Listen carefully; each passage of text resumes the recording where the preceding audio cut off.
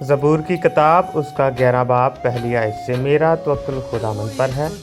تم کیوں کر میری جان سے کہتے ہو کہ چڑیا کی طرح اپنے پہاڑ پر اٹھ جا، کیونکہ دیکھو شریر کمان کھینچتے ہیں، وہ تیر کو چلے پر رکھتے ہیں تاکہ اندھیرے میں راست دلوں پر چلائیں۔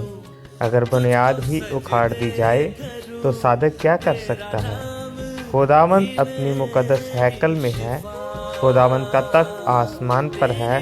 اس کی آنکھیں بنی آدم کو دیکھتی اور اس کی پلکیں ان کو جانچتی ہیں۔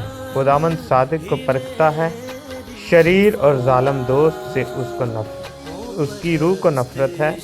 وہ شریروں پر پھندے برسائے گا، آگ اور گندھک اور لو ان کے پیالے کا حصہ ہوگا۔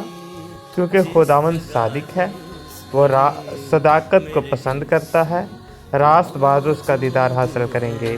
آمین۔